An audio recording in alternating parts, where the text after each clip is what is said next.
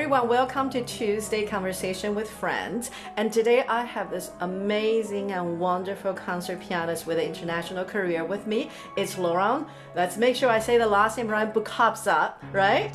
Yes, thank you. Yes. Well, Now, Laurent, would you tell us a little bit about yourself? I would love to hear about your career and what have you done and where you're going, and then we can start from there. okay. Well, thank you. First of all, thank you so much, Shirley, for inviting me to your show, to your podcast. I'm very, very happy and excited. We've known each other for some years, and when I Yes. heard about it, I was like, I want to do it absolutely because we're friends, and I think that's awesome. So, and you do an Thank awesome you. job too. So, thank you so much for inviting me to be part of this. I am so excited you're here, and I think people are just they're dying to hear what you have to say because Okay. every time when we hear a performance and we see a performer, there's always a curiosity to want to know the person behind the music. So tell us a little bit about your career because you have an international career and it's just fantastic. Yes. I don't like the word career because I think Hmm. many people use it in many ways, and I don't know how much of this is accurate. To me, a career should be designed within like 30, 40 years. And then you can say he had a career. Having a career at that point means most likely like having concerts. Hmm. And to be absolutely honest with that COVID situation, Hmm. my career has been down the drain like everybody else on this planet. Right. Unfortunately, it's very sad. And I'm laughing, I mean, I'm smiling right now, but I'm really not smiling in my heart about all of this. But so career, let's just say I gave some concerts, I Okay. toured, I challenged myself. I take different directions. I learned a lot for myself, about myself, and people were nice enough on stage to enjoy what I was offering. I would phrase it more this way than saying I had a Hmm. career. It sounds a little snobbish to me. I have a career, you know. So basically, in a nutshell, when I was 10 and a half, I started piano, which is pretty late. And then by the age of, and I started in a funny way. We have to do in France. We'll talk about how we Yeah, yeah, study yeah. in France later on. But I started solfège theory for 2 years because in France you have to do 2 years of solfège and theory before you can actually touch an instrument. And so the Mm. director comes at the school and he's like, okay, so who wants to do what? And of course, when he says piano, 90% of the class raise their hand because everybody wants to play piano. He says, I can't take as many of you. So let me show you some instruments. And he shows some instruments. And then I was kind of a compulsive hand raiser for my whole life. And every time somebody says something I don't get, I raise my hand and say, sorry, did you understand this? Can you repeat? Whatever. And he says, anybody has a question about this instrument, which I remember very vividly was viola. And so I was about to raise my hand, but I didn't formulate the question yet. And somebody beat me on the pole, believe it or not, and I raised the hand. And he says, blah, blah, blah, question. I don't remember the question, but the answer of the director, I remember said, oh, that's a great question. I'm going to write you, you're going to do viola for next year. And I was like, what? Oh my You God, I'm not asking any questions. because apparently asking you shall receive, right? Ask a question about Exactly. the instrument, that's what you're gonna get. Then after violist, we had the oboe, the clarinet. I loved all these instruments. They were beautiful, flute and all that Yes. stuff. But I wanted to do piano. I was set on piano. Mm. Why? I don't exactly know. Now I can look for it. But so anyway, comes at the point like who wants to do piano? And then of course half of the class wants to do it. So he says, I can keep only people who have pianos at their house. And then of course lots of people drop their hands and I kept my hands up. And he says, Hey, you don't have a piano at your house. And I said, yes, I do. Well, I didn't. you will. So we are in June. I'm not going to say which year because I'll tell you how old I am, but we were in June. So I'm now registered to the piano, except never told my parents. Oh So dear. the classes start in mid-September and we have one class per week. So I'm set up with a teacher in mid-September. And now comes September. Of course, I don't go to piano lessons because my parents have no clue I'm registered for piano, but I go to the conservatory again. And so come October, and then comes the beginning of November, and that, believe it or not, American teacher of all places, that was taught in Oberlin College, which is Yes. very close to the very Yes. first place I was hired in America. So Ah, kind of a full circle full thing. circle. Oh, it's Yes. crazy. So American teacher calls with a very thick American accent, as I might have a very thick French accent when I'm Well, I guess it's all relative. Depending on where you happen to be at the moment, somebody else speaking. has the accent, right? So they call my parents at the house and they says, okay, are you the parents of Laurent Boukobza? Yes. You know, he's registered for piano. He's never showed up. So there's such a long waiting list. We'll talk about that later on. Waiting list. If he's not coming, we'll take the next one on the list. But I cannot keep somebody who's not showing up for 6 lessons. Oh my goodness. Like, we didn't even know he was registered. I mean, okay. And then he looked at me and said, Laurent, what have you done? And I was like, I don't know. And I felt really bad. So I started piano because my mom loved piano and wanted to be a pianist, but that's a long story. And she never became a pianist, but she wanted to. And so, and she studied very, very, very little, but enough to actually draw a keyboard on a piece of paper for the first 6 weeks of my piano training, when she was drawing black keys and white keys to show me where the C was and where the F was and all these other notes to repair them, because I could read notes, but I didn't know where they were on the piano. Right. And for the first 6 weeks, I 7 weeks, I had piano lessons on a piece of paper. On a piece of And paper. on December 24th night of that year, I received a piano.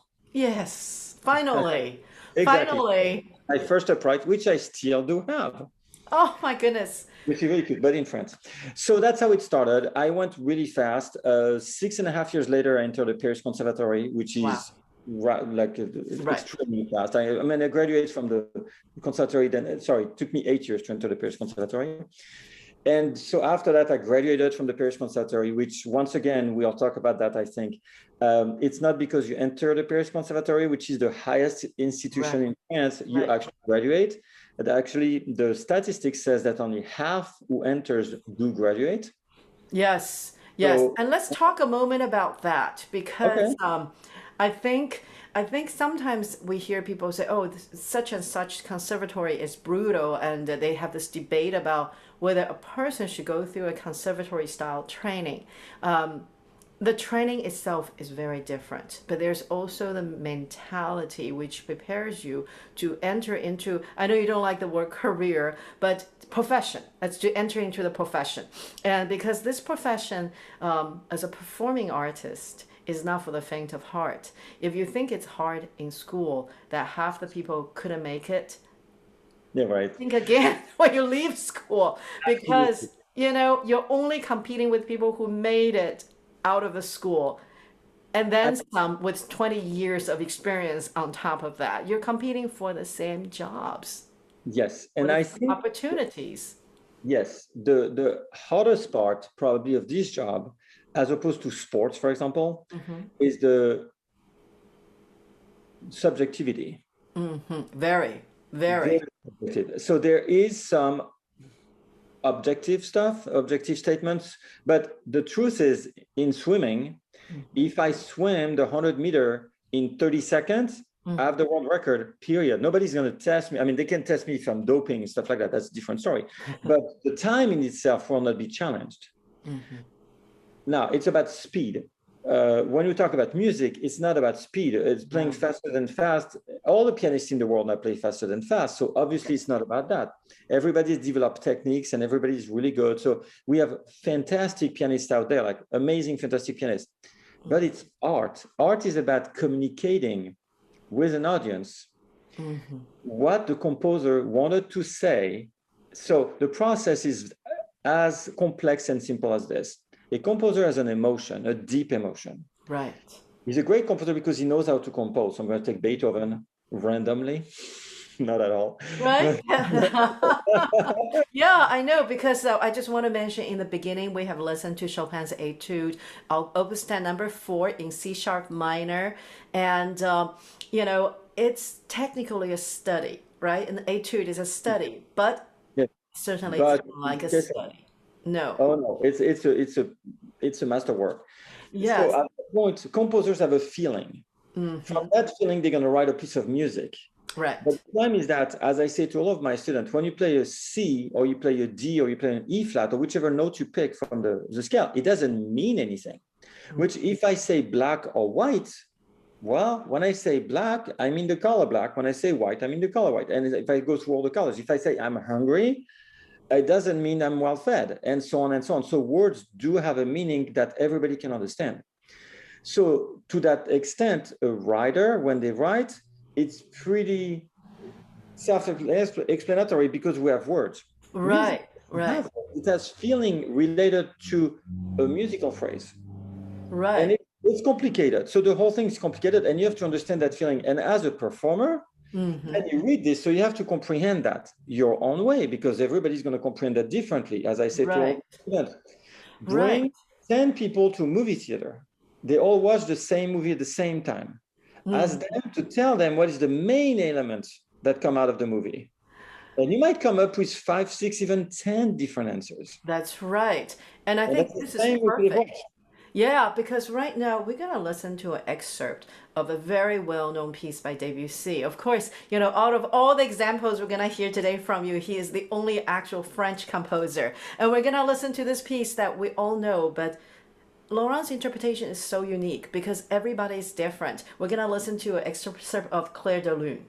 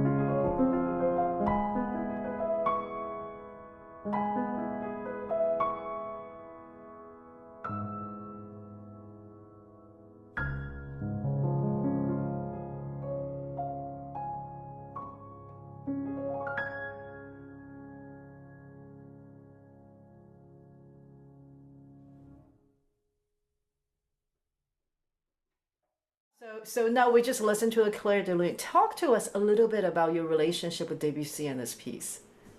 Okay, so Debussy is a very interesting composer. Mm-hmm. First, he is not about the notes, No. but he's about Colors. the colors and the ideas. And when we talk about Impressionism, I would say when you play Debussy, when you play Ravel, when you play Fauré and so on, think of an impressionistic, the lilies from Monet. Just think about an impressionistic painting. The further you are, the clearer is the image. The closer you get, the more blurry is the image. So that means that at that point, what it's reproducing in music is, if you just look at every note as they mean something, you're wrong. Not every note means something, but together they mean more. And You I need to think have a this is so complete important. understanding of how things work. And that section we just heard, there was that big bass, and then these repeated chords. Each chord in itself, they don't really matter. But what matters is the fact there's a resonance that grows from it that makes you think about something. And going back to discussion before we listen to the recording, that something is the idea that Debussy had. What did he really think about? I really don't know, but I can only imagine. That's right. But we must have an imagination. We must have an imagination. And I like what you said about the color, because I think depending on the person's development where they are at, sometimes a person, as they're making the music, fails to listen to what they're doing. Oh, wow, that's another topic. But I wanted to, you're absolutely right, I'll go back to that. But what I wanted to say is that as a performer, we perceive that certain way. And then comes the hardest part of all, is to play it. Yes, to go from here to here. We'll perceive the way you perceived it, the way Debussy perceived it. So, and the second problem we have is that composers don't have necessarily a super set idea of what they really want to say. It's mood, of course, like if they want to portray anger, you're not going to think of a wedding scene, obviously. If you don't want to portray a funeral march, they're not going to, and so on. So there are some obvious statements, but sadness is a very generic word. Happiness is a very generic word. It's not, are you more happy than me right now? Can you give me 5 pounds of happiness or 5 ounces of happiness? So that's very complicated about all of this. Very much. And there is one thing that I think that we will talk about this, but has been lost a lot. And I've actually wrote papers about this online about the difficulty of international piano competition. Because after I graduated from the Paris Conservatory, I went like all the pianists who want to do a career, that this international piano competition to be world renowned, like everybody in the world have learned about you and you have that type of a stamp that you're worthy. But the problem with competition is this one. And I've run 2 competitions actually, even in Orlando. Right, I remember. Characteristic of this is that you're going to have 2 types of students. I'm going to be very, very extreme and very fast. It's black and white version I'm giving it. It's a lot more subtle than that, but it's just for people to get to grasp the concept of it. We're going to have the students who gives very little, but it's not controversial. So kind of everyone agrees it. Safe. Both of the students play absolutely amazingly well. Okay, both students are very good pianists. Right. But their version, the one version, is good. It's safe. Nothing's wrong. Nothing is provocative. Nothing does much than just it's safe. Those are the people who do well on exams because they check every box off, and so the total number for the score is almost sometimes higher than I think that the other type of student you're just about to talk about. Exactly. Well, it's not sometimes higher. It's systematically higher. Yes. Whereas the other ones, that these ones are very provocative. Yes. They come on stage proposing something that could be outrageous. Yes. At some point. But even if it's outrageous, at least they come on stage and they propose something. And they propose with a lot of strength and are convinced of what they're doing. And it's somewhat convincing. Now, sometimes it could be wrong, but there is something. The problem is this one. As professionals, what is our responsibility to accept or not a provocative statement, as opposed to accept or not a non-provocative statement? The problem is for the audience later. The audience wants to receive something that somewhat provokes them. Yes, they want an opinion. audience is going to be bored very quickly because the audience doesn't have the knowledge. Yes. They They're can not listening to the scores of every item. They are listening, they're hoping as they enter into a performance or even listen to something online or streaming the music, they're hoping for emotional experience. exactly. They And want to feel something. exactly. They want to feel something. And when I go to see a movie, I know nothing about movie. I don't know about lighting. I don't know about post synchronization. I don't know about the script. I don't know about the Right. scenario. I don't know about putting the camera here or there. I Right. don't know about acting. That's not my business. When I go to a movie, I want to be touched. I want to receive a Right. message. I want to have something. Now, it could be an entertaining movie. It could be a very serious movie. It could be a cartoon. It doesn't matter. I want to receive something. And I think the problem we run into with all these competitions is that often the students that receive the highest grade, often, I'm not saying all the time, but often are the people who do not provoke anything. I know. It's Because interesting. because Yes. you can make the math, it's out of 25 points usually. Yes. If the one that doesn't provoke has a 22, well, the one that provokes is going to get a 25 from some judge is going to say, yeah, that's amazing. But you're going to get a 15 from the other one. I know. Well, 15 and Yes, because 25, I've that's had that 20. experience where I remember there was a competition I almost won because I know where my score was so close. But the funny thing is, when it came time for them to offer a performance touring contract, it was offered to me versus the winner. And that's extremely common. And that is extremely common. I have many cases, unfortunately, I don't want to put names out there, but it's extremely common that we have people who win, they don't do much later, and there are people who don't win and they do a lot later. And that's true for every instrument. I Very think true. it's a human factor, and I think that we are all humans. And I will, I've done competitions as an organizer, as a Right. student, as a jury, and not as organizing it. Yes. And I run into the same problem. We're human and we make mistakes. I All, know. Yes. nobody can say, oh, because that kid won that competition, he's definitely the best. But No. it sometimes made me sick as a judge when I judge competitions because I have to give the highest score to the person who met all the requirements. But the person sometimes there's a kid who comes in and he's just special or she's just I special. agree.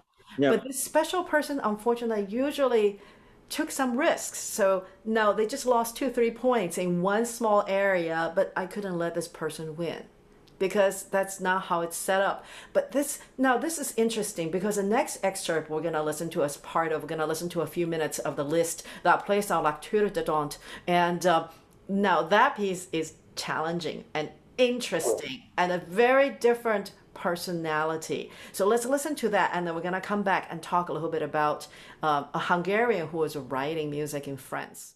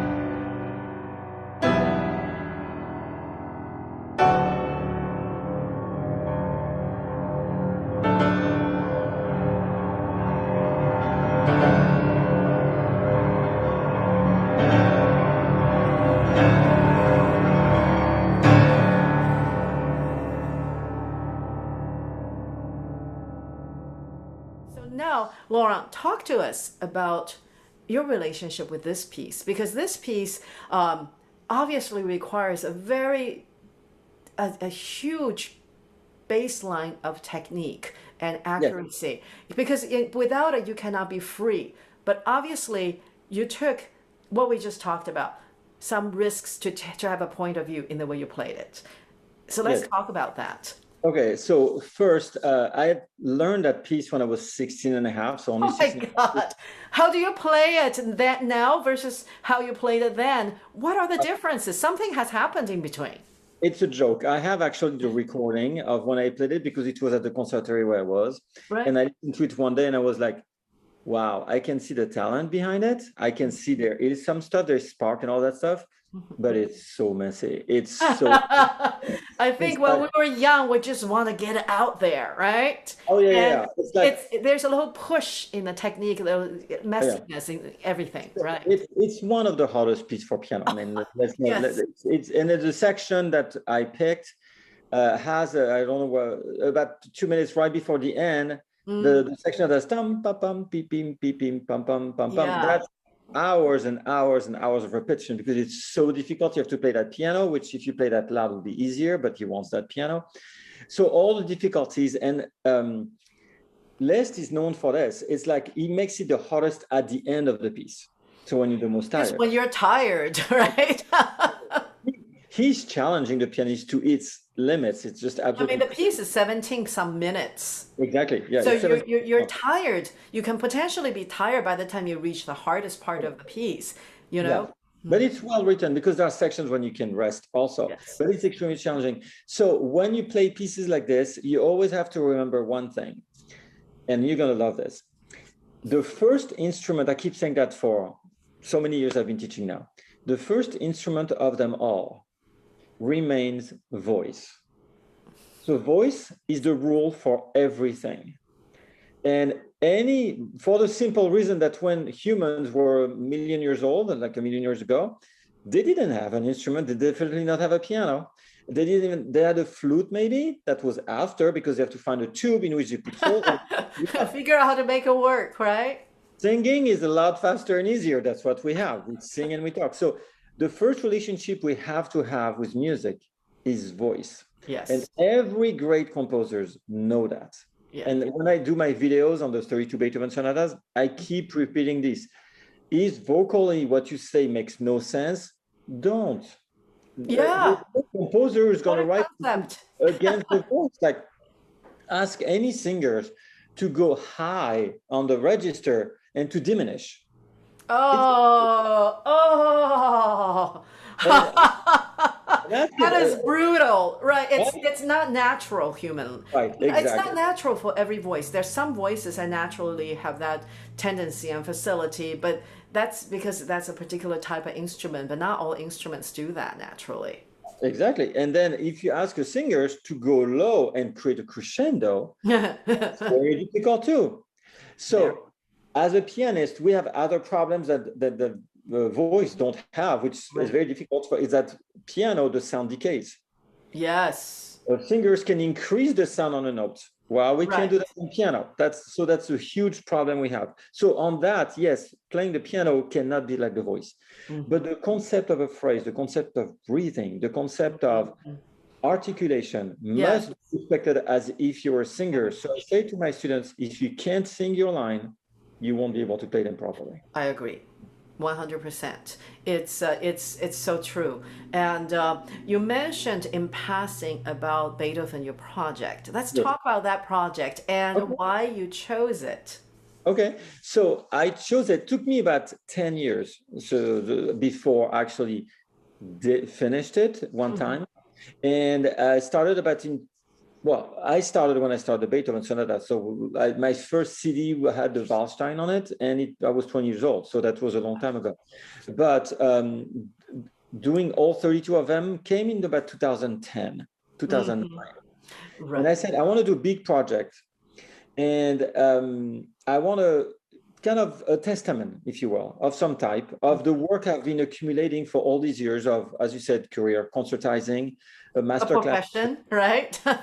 being in the profession, what can I leave as a message of what I like? And we have CDs and recordings. So let's try that. And I said, and the Beethoven sonatas, I found out that I'm a very romantic person. So everything that's Chopin or Liszt, I enjoy playing enormously. Right? And I have a good response from it.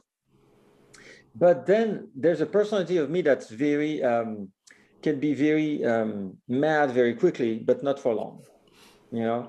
It's like a Beethoven, thunderstorm in Florida, right? It comes and it's like big and it just pours on you, but then it's over. it's over after an hour, except for me, it's more like seconds than hours. But Right.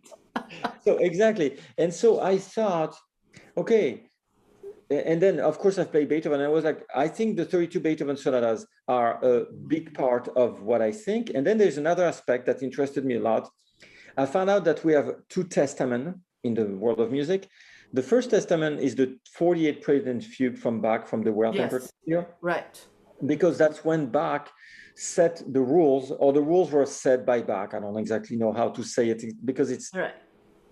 It's Bach and the rules, however yeah, they come, right? it's how to compose music, basically. In the rules of harmony, in the rules of counterpoint, is how to compose music. And then he wrote 48 Prelude and Fugue on the well-tempered clavier, because at that time, it's the first time that the whole keyboard was tempered. So everybody could play the same music all over the Europe, because world was not yet. So all over Europe, and everybody would sound the same. Because before that, people would sound completely different between Germany, Italy, England, and France. So whatever you compose would sound very different, because if there's 3 sharps or 4 sharps, they use a different system. So the piece sounds weird. Well, it's not the case anymore. And Bach writes about this on the well-tempered clavier. But then there's another composer pretty famous that wrote 32 sonatas, and he's the second pillar of all the foundation of classical music. And I was like, 48 Prelude and Fugue from Bach or 32 Beethoven sonatas. Which pillar do I want to talk about? And I felt a lot closer to the 32 Beethoven sonatas, because I wanted to explain to everyone that all these 32 Beethoven, there's no piece written after Beethoven that doesn't take from Beethoven or from Bach or from both as of today. Everything written has a structure that somewhat resembles what Beethoven brought or what Bach brought. So basically, I'm not saying that they're copying Bach or Beethoven. Don't misunderstand. No. But there's a natural development that's been so Exactly. profoundly, so And organically influenced. and they set the foundation. So they are the foundation. It's kind of saying the reason why we have electric cars is because we had cars to start with. Right. That's my point. Electric cars have nothing to do with the first engine we had, except there are 4 wheels, there's and so on and so on. Now, The Flintstones. No. you can drive by themselves, maybe they're computerized, blah, blah, blah. Okay, fine. But it still remains a car, which has a body, transports 4 people or 6 people or 8 people, whatever, at once, with 4 wheels. So the bottom line, the concept of it remains the same. It has an engine that runs electrical gas, doesn't matter. That's my point. That's my analogy. If you take cars and Beethoven, it's the same story. It means that the cars have evolved, but they come from a fundamental point. That's the same. That's what Beethoven did with the sonatas. He set all the foundation of how to write music and how to get away from it also. Right. So I choose. So here it is. I'm in March 2000, backtrack a little bit, March 2020. I'm supposed to go by the end of March to France to record, because I have a great recording studio. I'm very happy. I'm excited. And then COVID hits. And now the borders are closed. Nobody can travel. So I said, okay, it's going to last some weeks, as we all thought, maybe some months at the most. So I start doing videos on my YouTube channel, because at that time. By the way, people, you're going to find a link in the description. Go visit it and subscribe so you can see all the newer videos that's coming up by Laurent, as well as visit the old ones. I just want to put that in there so people remember to check it out. So now continue. Thank you. Subscribe. Thank you very much for subscribing to my channel. It's a lot of work. It's an enormous amount of work. Oh my gosh. And I do that for the people to watch. I'm trying to, in this video, to help them to perceive and understand Beethoven sonata in a different way. So there's always an explanation that lasts between 3 to 10 minutes when it's long. And then I play the piece uninterrupted, and then there's a little outro. And the reason why I did this is because at that point, my daughter comes visit for spring break, and they get locked because you cannot go back to Ohio either. So now they stay for 2.5 months, which was the most amazing time of my life because they live in Ohio with their mother. And so I had them finally with me for 2.5 months nonstop, and we were together. We couldn't go out, so we developed a bond that's even stronger now than it ever been. So that was, I'm sorry to say this, and I'm going to be apologetic for what I'm saying, but not for what happened to me. COVID was the best time of my life. You know what? Because of that. I think a lot of us, I kind of feel the same way because I think that time to be in, and for musicians, because we're accustomed to hours of solitude in our development and continuing that as we continue to uphold the standards for our profession, which requires us to do that. I think COVID is almost like a perfect excuse for us to turn down social engagements, but now we don't have to do that. It just happens, right? That's very true. Yeah. So I'm back, and I said to my daughter, what can I do? And they were like, well, Dad, why don't you just do a video on how to teach online? Because then I started teaching online, and I recognized that there was a lot of challenges with it, about the sound, about how to talk to the students, and for them to, because it's so much easier when you're next to them. No, do this, do that. Let me show you on the piano and so on. You can't do any of this online. So I started do 4, 5, 6 once per week classes that you can find on my, so subscribe to my channel. That's right. Exactly. And so you find that online. These are the first videos. And then after a while, I was like, okay, I'm not going to keep doing these videos, not because I don't like them, but I want to try to start a Beethoven. So let's use these videos as a dress rehearsal for when the COVID will end and I can go on a studio recording. And I was like, instead of just playing them for playing them, why don't I express to people what I like about the sonatas, why they are different, what they can look for in it, how the structure is set and how the structure will disappear. Basically, the first sonata is a pretty standard sonata. So it's the first 3. They are pretty standard. They're already they're the first ones that a lot of times students start with too, because they're very straightforward.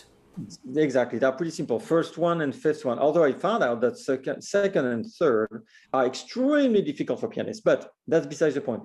So the structure and the way it's written is pretty standard.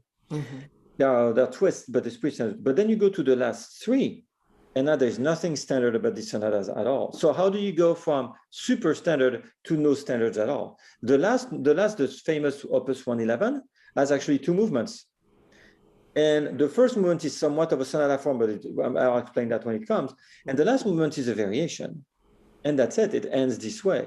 And Beethoven said, oh, it's really odd. Form-wise, it's completely odd. Right. It's not a sonata form that we think of. And it's not a structure of the multi-movements in the relationships to each other as we're accustomed to as far as, later sonatas from other composers in the romantic and the more modern era, sometimes they don't always follow the format. But when you think of a composer that straddles between the classical and the romantic period like Beethoven, you expect that formality. And then he travels from the very beginning of the 32 to the end. Yes. It really changes. Now, Laurent, it's taken you about 10 years to develop this project. Yes. Yeah, and I think it's important for people to hear that because so often people take it for granted to say, wow, look at him. He did all the sonatas and they think you did this in 6 months. Yeah, exactly. I read the books and then I just learned the music, memorized, and I play. No, it's years. And I want to say about this, something very controversial I have done, and I'm very happy with it because I study also the musicology behind it, and I'm trying to bring more than just my personal perception. Is if people want to watch, that is very important. I'm renaming officially the Moonlight Sonata because I saw that. The first movement, I think the first movement demonstrates very clearly that this sonata should never been. First of all, it has been named Moonlight in 1852. The sonata was written in 1801. Beethoven never wanted any title on his pieces. So that's the beginning. I'll let you listen to the rest of it, of the whole demonstration, of why it should be called a funeral sonata fantasy. Because it's a funeral piece. It is not a moonlighty, happy, dreamy type. Because moonlight, if you think anybody, what's the moonlight? It's dreamy, it's lovers walking hands on hands next to each other. That's not Beethoven. Well, that's not that sonata for sure. Right. It's not the sonata for sure. It's definitely not the 14th sonata that everybody knows. It's actually funeral. It's melancholy. Yes, It's very much so. recital. And there's Yeah, even it's not anger in some of the movements. The passion was not a romantic passion that you imagine what passion between romantic lovers would be. It, exactly. it is not that kind of passion. And so I think a lot of times young students they get drawn to the idea of playing the sonata, but as we mature, we begin to hear a much more complex humanity in this music. Absolutely, yes. Hmm. And And we will get to hear that. We'll get yeah, at the end of the video. You get to watch the we get to hear the that particular sonata played by yeah, that's Laurent. good news. And so Laurent, now in closing, I'd Yes. love to get an idea from you that you think would truly help people. We can go with two directions, either a closing as a message for the people who may be students, or we can have a closing with an idea, maybe both, to the audience members who walk into a concert hall or who turn on the YouTube or who start streaming. Um, as a pianist, as a person who makes the music happen, to go to make the leap from what's on the page to what's being heard. I'm going to say, Mm-hmm. the message I would say is this one. Concerts are extremely important, but to me, they are more important for the audience than they are for the artists. Mm, yes. You're an artist at heart. That means that you live the art, and your heart, that's why I was confused with the two words, your heart is filled with music and art the entire time. So as much as people might think, artists enjoy going on stage and share it with the audience. But I think the audience needs it a lot. And what they need is this. I'm going to show you this. When an artist play on stage, there is a glass, there's a wall. There's Right, the fourth wall. exactly. There's a glass. It's transparent. Nobody can see that. But there's a wall between them and the artist because the communication has not been made yet. And they're going to have this communication. If the artist is too strong, too forceful, too direct, the wall's going to fall on the audience and the audience is going to start protecting themselves. That's right. And they feel like, oh my gosh. If the artist is too shy or quiet or whatever we want to withheld, right? exactly, then that goes the other way because the other is going to say, give us, we need more. And the guy is going, the person is trying to retract more. But in fact, the ideal is to find that perfect balance between that moment when you, let's say, dominate and then they dominate. And if you have that perfect balance, that glass will stop in the middle and will disappear. And at that point, you have real communication between an audience and an artist. And I think that's what audience should expect from a concert. And that's what us as artists, we should provide. That is beautiful. And that's so clever because you just address both the audience and the people who are maybe in the process of developing. And Laurent, thank you for being so generous with your time with us today. And I think this was a wonderful conversation, and I know other people will feel the same way as they watch and listen, and we're also got to see you perform. Now we're going to conclude the program with the Moonlight Sonata. So feel free to stay through the entire thing because it'll be a treat. So yes, until next time. Absolutely. Thank you so much for inviting me again, Shirley. Can't wait to do another one if it's possible. Yes, I will love that. I will love that. Absolutely. Yes. Thank you so much for inviting me again. I was very happy. Thank you for being here. You're welcome. Now let's listen to this. Okay.